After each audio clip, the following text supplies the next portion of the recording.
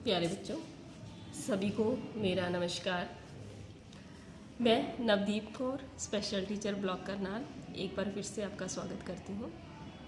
बच्चों, हम English grammar की टॉपिक्स को कवर कर रहे हैं। इनमें से एक बहुत ही इम्पॉर्टेंट टॉपिक है एप्लीकेशन फॉर सिक लीव, जिसे आज मैं लेकर आई हूँ।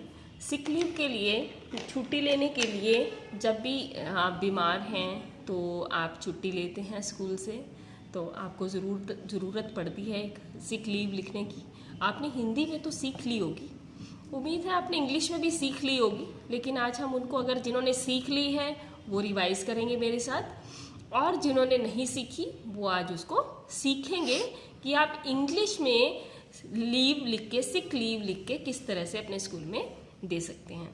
सिक लीव बच्चों हमेशा या तो प्रिंसिपल को एड्रेस करके लिखी जाती है और या फिर क्लास टीचर को, ठीक है। तो आज हम देखेंगे कि क्या पैटर्न रहता है सिक लीव का और किस तरह से लिखी जाती है। और ये जब मैं आपके साथ शेयर करूँगी तो आपने इसका स्क्रीनशॉट ज़रूर लेना है और अपनी कॉपी में इसको नोट करके इसको लर्न करेंगे, ठीक है। और अपनी अपनी कॉपी की फ़ोटो ज़रूर मेरे को व्हाट्सअप करेंगे इसको लिखने के बाद, ठीक है बच्चों। तो देखिए, अब हम देखते हैं। ये देखिए, एप्लीकेशन जो है बच्चों, वो ज़रूरत पड़ती है आपको जब भी आप बीमार हैं, आप स्कूल नहीं जा सकते, तो आपको इसको लिखने की ज़रूरत रहती है। तो हम इसका पैटर्न देखते हैं। सबसे पहले बच्चों, यहाँ ये जो पोर्शन है, जब सबसे फर्स्ट लाइन में आपने जो है अपना एड्रेस लिखना है कि आपका एड्रेस कहाँ का बच्चा है, कहाँ का स्टूडेंट है जो सिक लीव के लिए अप्लाई कर रहा है, ठीक है। देखिए, यहाँ मैंने एड्रेस लिखा है 314, उसके बाद कॉमा आता है बच्चों। यहाँ आप जब अपना हाउस नंबर लिखते हैं ना, ये हाउस नंबर है, ठीक है, हाउस नंबर है ये। हाउस नंबर लिखने के बाद हमेशा कॉमा यूज़ करते हैं। उसके बाद आप अपनी लोकेलिटी लिखेंगे कि आप कहाँ रहते हैं। हाउस नंबर लिख दिया मैंने 314, उसके बाद मैंने कॉमा डाल के लिखा है मान कॉलोनी, जो कि लोकेलिटी है। तो आपने भी अपनी लोकेलिटी लिखनी है। हो सकता है आपकी लोकेलिटी कोई और एरिया हो, कोई सेक्टर हो या कोई गांव है, तो आप लिख सकते हैं, ठीक है। हाउस नंबर और फिर उसका नाम, जैसे मैंने लिखा हाउस नंबर और फिर कॉमा एंड देन मान कॉलोनी। उसके बाद लिखेंगे करनाल। जो भी, मुझे लगता है कि ज़्यादा तो नहीं मेरी वीडियो वायरल होती होगी, आसपास के लोग ही देखते हैं, तो जो आसपास के हैं वो करनाल के ही हैं। या फिर आपने यहाँ पर कहा जा सकता है कि अपनी सिटी का नाम लिखना है, ठीक है, name of your city, city का नाम, ठीक है। हाउस नंबर, अपनी लोकेलिटी और उसके बाद सिटी लिखेंगे, कौन सी सिटी है।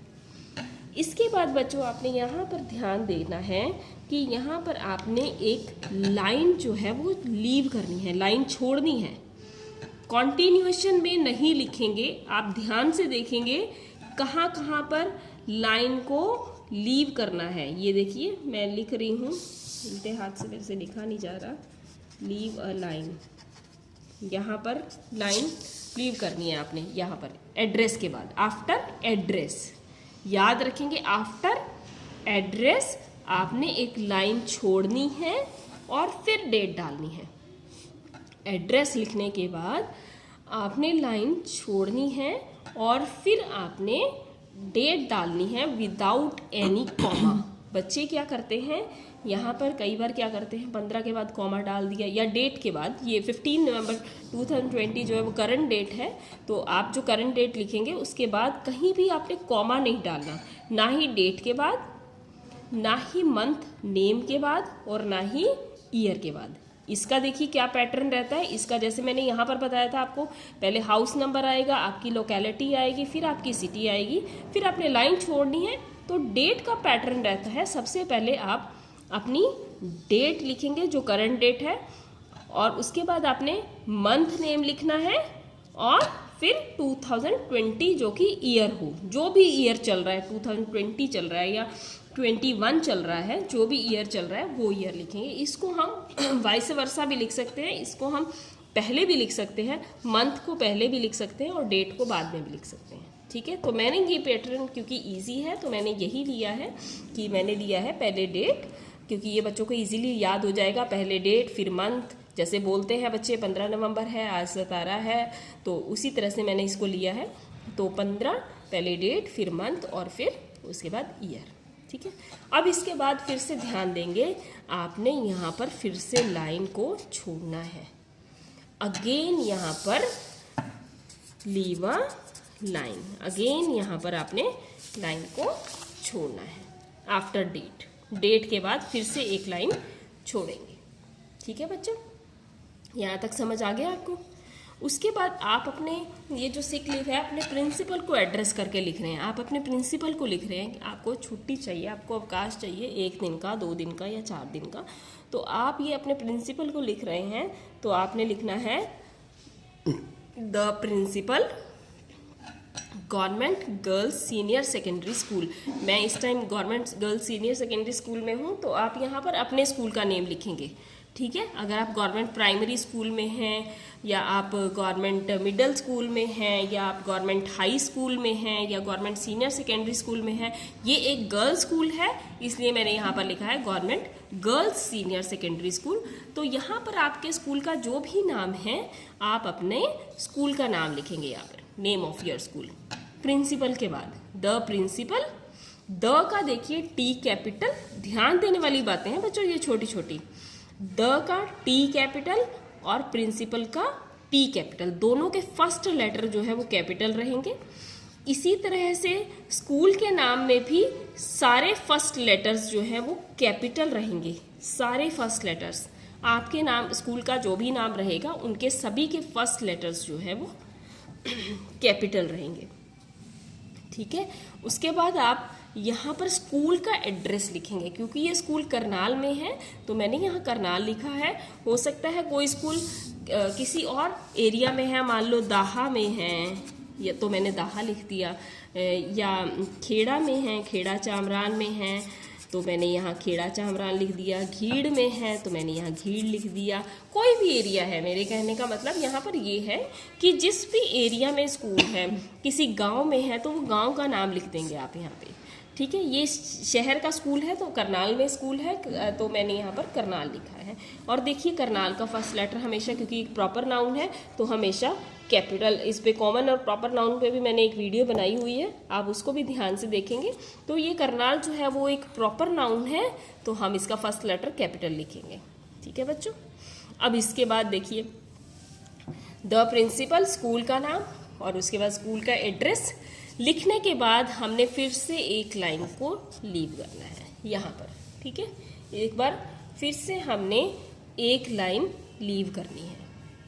अब ये जो है इसके बाद जो है सब्जेक्ट, जो कि बहुत इम्पॉर्टेंट होता है, जो ज़्यादातर बच्चे जो है इसको छोड़ देते हैं। मेरे ख्याल से मोस्टली बच्चे जो हैं वो सब्जेक्ट नहीं लिखते, लेकिन बच्चों सब्जेक्ट लिखना बहुत ही ज़रूरी है, पता चलना चाहिए। क्योंकि सब्जेक्ट पढ़ते ही पता चल जाता है कि ये जो इतना पूरा मैटर नीचे लिखा हुआ है वो किसके रिगार्डिंग है, क्या चीज़ है वो।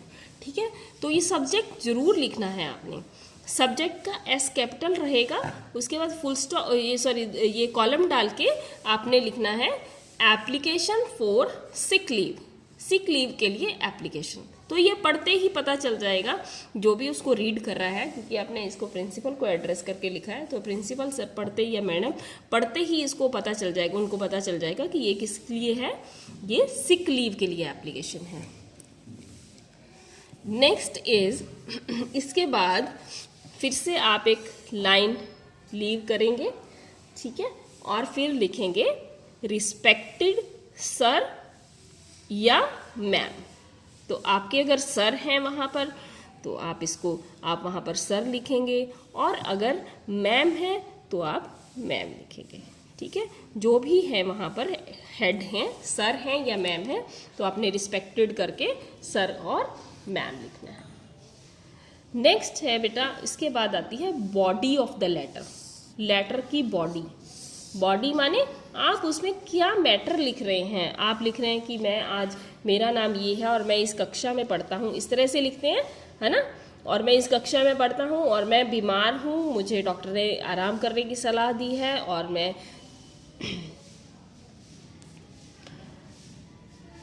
तो ये होती है बॉडी ऑफ द लेटर, जिसमें आप लिखते हैं सारा लेटर मैटर कि क्या चीज़ है, क्या प्रॉब्लम है, और आप किस लिए छुट्टी लेना चाहते हैं, आप कौन सी कक्षा के विद्यार्थी हैं, और क्या आपका नाम है, क्या रोल नंबर है। ठीक है बच्चों, बॉडी ऑफ द लेटर लिखने के बाद फिर से आपने एक लाइन लीव करनी है यहाँ पर। ठीक है, बस ये ध्यान देना, अपने रिस्पेक्टेड सर या मैम के बाद आपने लाइन लीव नहीं करनी। उसके बाद अपने अपना मैटर लिखना है डायरेक्टली, और उसके बाद आपने फिर से एक लाइन को छोड़ते हुए, एक लाइन का स्पेस देते हुए, गैप देते हुए आपने लिखना है थैंकिंग यू। थैंकिंग यू के बाद कॉमा आएगा, और थैंकिंग का टी, फर्स्ट लेटर तो हमेशा कैपिटल आता है, हम सबको पता है कि पहला लेटर जो है हमेशा कैपिटल ही रहता है। इसमें सेकंड लेटर जो है, सेकंड वर्ड जो है थैंकिंग यू है, इसका फर्स्ट लेटर जो है वो स्मॉल रहेगा, यू का। ठीक है, नेक्स्ट इसके बाद आपने लिखेंगे योर्स सिंसेरली। योर्स का वाई फर्स्ट लेटर कैपिटल, बाकी सब स्मॉल, योर्स सिंसेरली, फिर नाम, और फिर आप अपनी क्लास लिखेंगे। ठीक है बच्चों, एक बारी फिर से हम इसको देखते हैं, रिवाइज करते हैं। जो एक दो चीज़ें रह गई थी वो मैं आपको साथ साथ अब फिर बता दूंगी। देखिए, फर्स्ट जो है सबसे पहले हम लिखते हैं हाउस नंबर। हाउस नंबर के बाद आपने कोमा जरूर डालना है, और जहाँ पर भी जिस भी एरिया में आपका घर है आप उस एरिया का नाम लिखेंगे यहाँ पर, और इसके बाद सिटी का नाम लिखेंगे। जैसे करनाल में रहते हैं हम, तो करनाल लिख दिया, ये मान कॉलोनी का एड्रेस है, मान कॉलोनी जो है वो करनाल में है। अगर आप यहाँ पर अपने गांव का नाम लिख रहे हैं, या अपनी गांव में भी अगर एरिया है, कोई कॉलोनी है, कोई वो है, तो आप यहाँ पर भी लिख सकते हैं। ठीक है, उसके बाद आप फिर से एक लाइन को छोड़ेंगे, और लाइन को छोड़ने के बाद आपने जो है डेट डालनी है, डेट, मंथ, और फिर ईयर। फिर से एक लाइन छोड़नी है, और फिर उसके बाद लाइन को छोड़ने के बाद आपने लिखना है यहाँ पर द प्रिंसिपल, या अगर आप प्राइमरी स्कूल में पढ़ते हैं तो यहाँ पर आएगा the head, the head teacher. ठीक है, द हेड टीचर। और उसके बाद आपने अपने स्कूल का, ये सभी फर्स्ट लेटर इनका सबका कैपिटल रहेगा। उसके बाद आपने जो है अपने स्कूल का एड्रेस लिखना है यहाँ पर, और स्कूल के एड्रेस में सभी फर्स्ट लेटर्स जो हैं वो कैपिटल रहेंगे। जैसे मैंने यहाँ पर लिखा है government girls senior secondary school, सारे फर्स्ट लेटर्स जो हैं वो कैपिटल हैं। उसके बाद लिखना है आपने अपने कहाँ पर है ये स्कूल, स्कूल का एड्रेस लिखना है। जैसे ये स्कूल करनाल में है तो मैंने करनाल लिखा है, जहाँ पर भी आपका स्कूल है जो आप यहाँ पर लिखेंगे उसका एड्रेस आपने इसके नीचे लिखना है। ठीक है बच्चों, उसके बाद आप फिर से एक लाइन छोड़ेंगे। ठीक है, ध्यान रखना है कि आपने कहाँ कहाँ लाइंस छोड़नी है। फिर से एक लाइन छोड़ेंगे, फिर लिखेंगे सब्जेक्ट, जो कि बहुत इंपॉर्टेंट रहता है। ये बच्चे ज़्यादातर नहीं लिखते, लेकिन आपने लिखना है इसको। अब नेक्स्ट टाइम जब भी आप अप्लाई करेंगे सिक लीव के लिए, सब्जेक्ट ज़रूर लिखें। सब्जेक्ट लिख के आपने लिखना है कौन सा सब्जेक्ट है। जैसे application for sick leave, sick leave के लिए एप्लीकेशन लिख रहे हैं आप, तो वो लिखेंगे। उसके बाद आप फिर से एक लाइन छोड़ेंगे, एक लाइन छोड़ते हुए, छोड़ने के बाद आपने यहाँ पर लिखना है रिस्पेक्टेड सर और मैम। अगर आपके सर हैं तो आपने सर लिखना है, और अगर आपको मैम है वहाँ पर, आपकी जो हेड टीचर हैं या प्रिंसिपल हैं या हेड मास्टर जो भी हैं, आपके सर हैं तो सर, और मैम है तो रिस्पेक्टेड मैम। ठीक है, उसके बाद बच्चों हमने लिखना है body of the letter. Body of the letter में क्या लिखेंगे, जैसे आप लिखेंगे कि I am Pradeep Kumar, I am a student of this class, this section, और मैं this is to inform you that I am running a high fever, या I am having high fever and doctor has advised me to do rest, तो so kindly grant me leave for 2 days और 3 days। ठीक है, और 1 day, right.